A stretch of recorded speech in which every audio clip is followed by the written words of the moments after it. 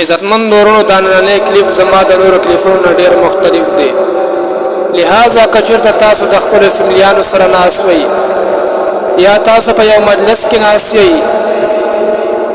نو د یو منټ دپاره د هغوی نه بیل شئ او دا کلیپ په غور سره واورئ. عزتمند ورونو نن سبا که موږ او تاسو وګورو نو د هلکانو کار ډېر زیات په تیز او په شور سره روان دی چې دې ته موږ او تاسو په پښتو کې بچه بازي وایو، او دا ډېر زیات خطرناک څیز دی. شریعت هم د دې نه ډېره زیاته په سختۍ سره منع فرمایلې ده. نو آیا موږ او تاسو به د دې نه څنګه بچ کیږو؟ داسې لار اختیارول پکار دی چې موږ او تاسو د دې نه بچ شو. د دې نه د بچاو دپاره یو لار دا ده چې موږ او تاسو د دې لارې بندې کړو. لارې بندول څه مقصد؟ د کم په وجه موږ او تاسو دې ځای ته رارسو، دې غلط کار ته رارسو، هغه لارې بندول پکار دي. مثلا د بېګیري هلکانو سره کېناستل، د ښایسته او د کچه هلکانو سره کېناستل، د دې نه ځان بچ وساتو. حسن بن ذکوان رحمه الله فرمایي چې د مالدار خلکو د بچو سره زیات ناسته پاسته مه ساتئ، ځکه چې د هغوی شکلونه د ښځو په شان وي او د هغوی فتنه د پیغلو جنکو نه هم زیاته خطرناکه ده.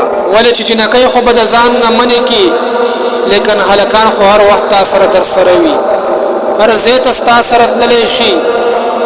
عبدالله بن مبارک رحمه الله فرمایي چې یو فر حضرت سفیان ثوری رحمه الله حمام ته ننوتلو لپاره لاړلې، یو ورکوټی هلک هم لاړلی د هغه خواته، نو هغه حکم وکړو چې دا هلک وباسئ، ځکه چې د ښځې سره خو شیطان وي او د هلکانو سره بیا لس شیطانان وي. د دې وجه نبي علیه الصلاة والسلام فرمایلی دي چې کله بچی فوه شي نو د هغه کټونه جدا کړئ، دې دپاره چې د ابتدا نه د هغوی عادتونه د بدو عاداتو نه محفوظ شي. دې وجې نه په ماشومانو باندې نظر ساتل هم ډېر ضروري دي چې آیا هغوی زیات وخت چېرته تېروي.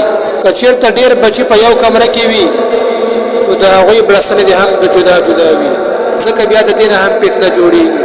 نو عزتمند ورونو د خبرې مقصد دا دی چې د لواطت نه بچ کېدلو طریقه دا ده چې انسان هغه لارې پرېږدي، د ماشومانو سره نه کینی، د ښایسته هلکانو سره نه پرېږدي او دغه شان مجلسونه پرېږدي، بلکې هر هغه لاره پرېږدي چې د هغې نه فتنه جوړېږي.